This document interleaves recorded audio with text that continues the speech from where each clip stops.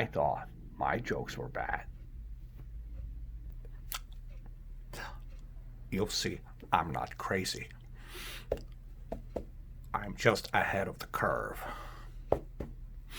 The problem is the Batman. Hey, what's up, guys? How you doing? It's me, Mr. 4K Upscaler. I felt like maybe I should talk about this because I've been thinking about this a lot. I know it's been a long time since Heath's passing and Heath Ledger's performance of The Dark Knight since 2008. But there's so many conspiracies when you start just researching, when you start typing Heath Ledger and the Joker, there's so many conspiracies regarding that character and what happened to Heath. Was it really the movie? Was it really the character that broke him down? There's so many opinions and theories. Look, I'll just give you my stance on it, and I hope that my opinions can shed some light on it. The reason I'm mentioning this, it's because I did a couple of videos the other night, as a matter of fact, trying to mimic and try to use this character's voice, and it is electrifying. It does feel possessive, and it's very possessive. And I just did it for a little bit, and even in the beginning here, I just did it for a little bit. But I can sense how not breaking the character and staying inside the character with the makeup and everything, how it can drive you crazy for 12 months, for the entire year. I can definitely see some effect. Remember, all it takes, it's a little push. It's just like he says in a movie. For everything, all it takes a little push for you to go over the edge.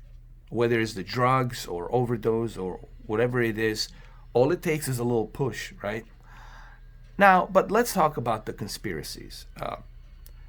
When you go and when you start researching and you start reading, everybody is pretty much saying that this movie had plenty to do. The Dark Knight, which is the highest grossing DC comic movie of all time in 2008, billions of dollars, probably even more worldwide. And everybody's saying that this movie definitely brought him down and pushed him over the edge, and then the rest is history. But let's look at it fairly. Let's be fair to Christopher Nolan, because there's some people out there blaming Christopher Nolan that he probably knew about, like that, he purposely wanted to push himself and go over the edge and not break the character, not remove the makeup, do the makeup himself, do the hair himself, all that stuff. And it's true. The Christopher Nolan let him go all the way. Just like Chris Nolan let him stay in his own hotel for like 30 days, just writing the notes and trying to create this character. He looked at the references as Beetlejuice and other references in the past to create his own character. I mean, his own Joker. He tried to stay away from Jack Nicholson and other various different actors who portray different, psychopaths. So he was taking down the notes. There's a booklet that the Heath Ledger's father in Australia still has. That's something that he did, almost like an alibi, where he was writing things down. He was writing things down, certain quotes, certain way of saying things, certain theories, certain philosophies. He was like looking at philosophies and a bunch of other weird kind of interesting things, like connecting the dots. And dude, it's really interesting. We only saw a little glimpse of that book, but his father's got the entire, I don't know how many, like hundreds of pages of stuff that Heath Ledger has wrote down. And obviously that's private. His father will never, ever put that publicly out there for public to see for various of reasons. And I'll talk about that. First of all, there's no way that any of the cast members, including Gary Oldman, Christian Bale, and Michael Caine, the great Michael Caine, or even the Nolan brothers, Jonathan and Christopher Nolan, there's no way of them knowing what's going on inside Heath Ledger's mind or Heath Ledger's head. I don't really believe that Christopher Nolan would have taken the risk, that Christian Bale would have taken the risk if they knew that there was definitely something wrong with Heath, that he's acting really strange. He did say he was joking all the time, but it's because he wasn't breaking the character. He was hanging around with the cast, having a blast, but he never broke the character. And they thought he was having a good time. No, really, they thought that he was having a great time with the character. I was like, oh man, he's enjoying this. This is too easy for him. We're going to give him an Oscar.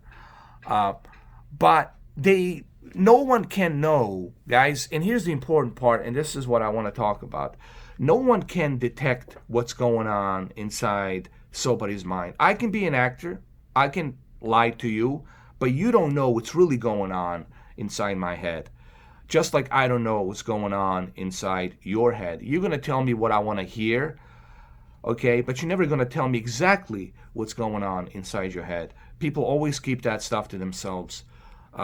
So I don't really buy into all these conspiracies that Christopher Nolan's part of Illuminati and Freemasons, and they're all part of this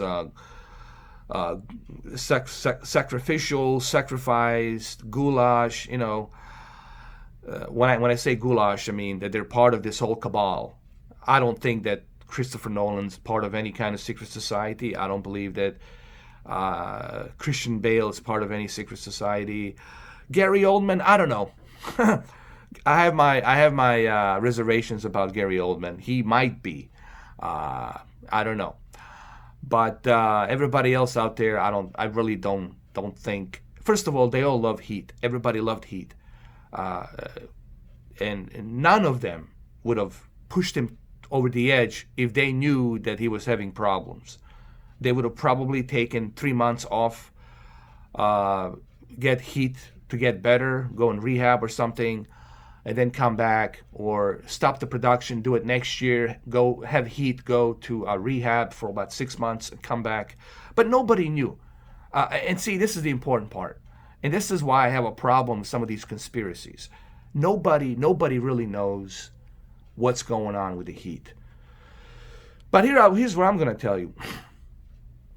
Here's my opinion. I tried to mimic that character and it scared the fuck out of me.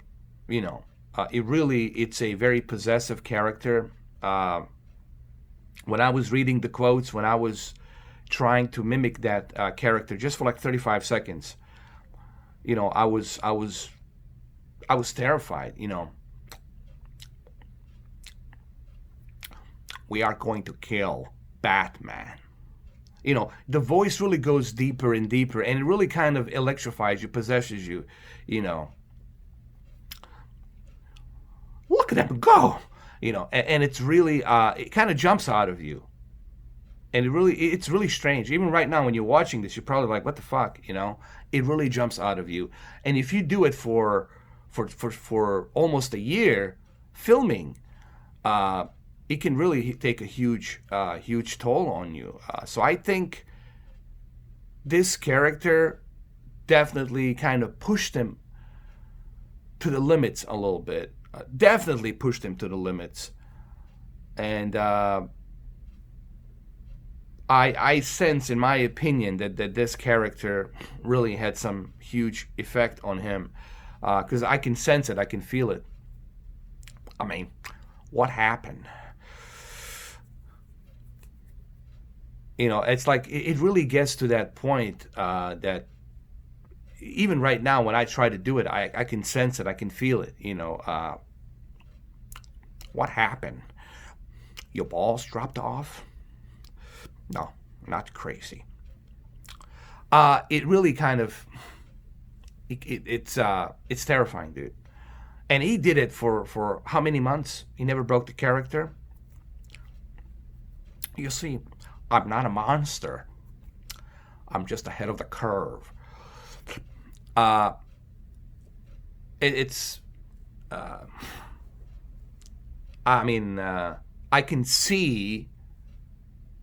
I can see how this role could have a huge effect on him.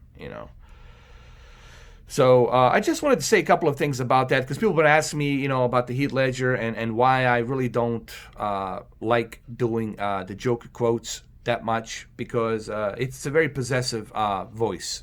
When you really dive deep into it, it's very possessive. It really kind of gets under your skin, and sometimes hard to get rid of it.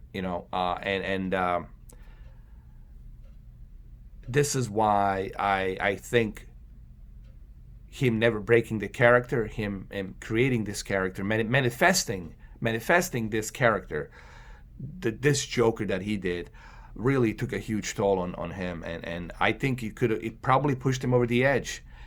Overdose, and that's the official story, where he just kind of, you're never the same. You see, all it takes is a little push, and everything falls into pieces. So, yeah.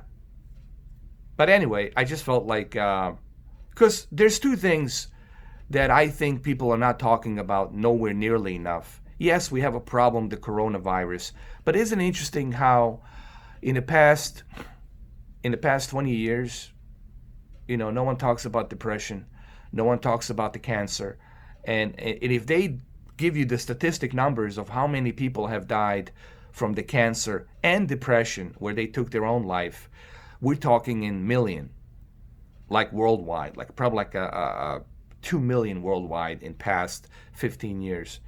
That's a lot of people, and nobody talks about that. They're all talking about this virus for whatever reasons, mostly political reasons, and that's really the nasty thing about this whole thing, is they're using politics to fit their narrative.